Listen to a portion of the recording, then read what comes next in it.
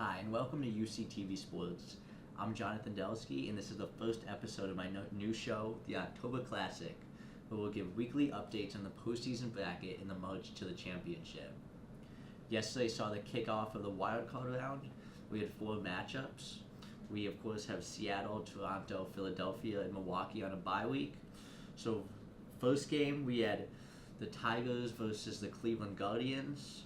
That game ended in a 2-1 Tigers victory, with the ace Taylor Skubal going 7 2/3, only giving up 1 earned run, and he struck out 14. That 1 RBI from the Guardians came from Gabriel Arias. Then young Gavin Williams shined for Cleveland, pitching 6, striking out 8. He only allowed 2 runs, neither of them earned. So some bad defense there from Cleveland that ultimately would be their demise. The Tigers' 2 RBIs came from hits by Spencer Torkelson and Zach McKinstry. Then in the bottom of the 9th, the Guardians had a run on third base with no outs. Prime opportunity to tie it up. But Will Vest shut it down, and the Guardians were unable to tie the game, and they fall down 1-0.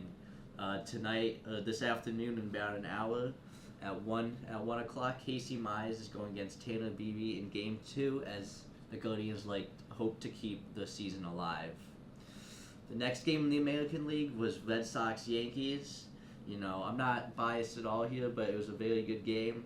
The Red Sox won 3-1. Both starters shined in the postseason debut with their new teams. It was a battle of the aces. For the Yankees, Max Fried went 6 1/3. He allowed no runs, but he was pulled at 99 pitches with no one on base. So Aaron Boone has already been getting some questions about that decision.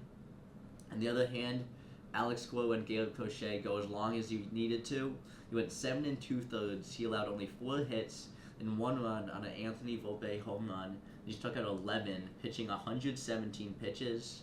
Then Luke Weaver, who came in relief of Max Fried, gave up a 2 RBI single to Masataka Yoshida, and David Bednar gave up a 2-out RBI double to Alex Bregman to give them some insurance.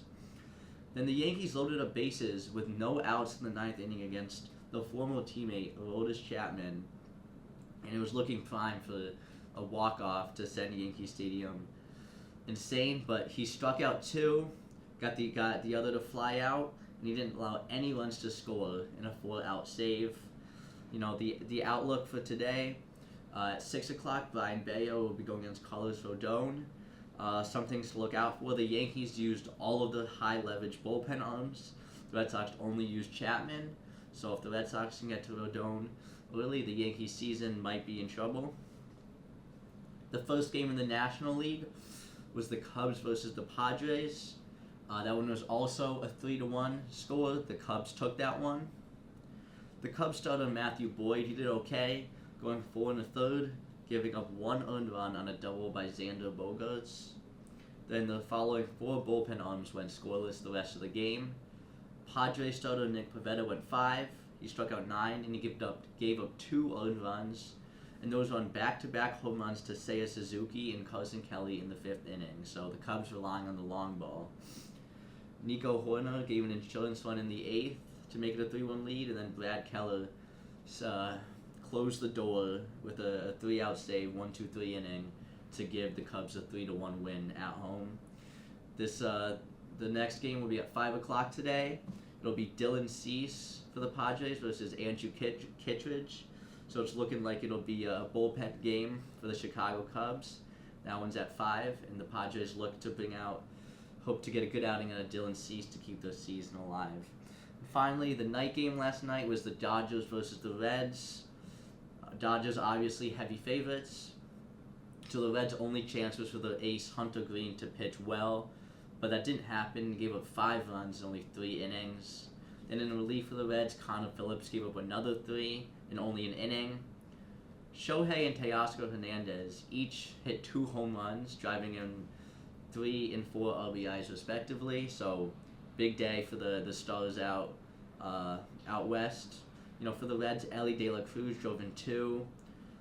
For the Dodgers, Blake Snell went 7. She struck out 9 and allowed 4 hits and only 2 runs. And that was sort of as expected. It was the only not really close game today. And then at 9 o'clock tonight, it'll be Zach Little for the Reds versus Yoshinobu Yamamoto for the Dodgers, as the Reds look to pull off an upset and keep the season alive. So that'll wrap up this first episode of the October Classic. Couple games going on tonight. We might see a game 3 on Thursday in some of those, if there could be some wins tonight from the teams that lost yesterday. But we will see, and I will see you next week when the divisional round is all set, and I'll hopefully be talking about the Boston Red Sox playing in the divisional round. That's it from UCTV. I'm Jonathan Delsky.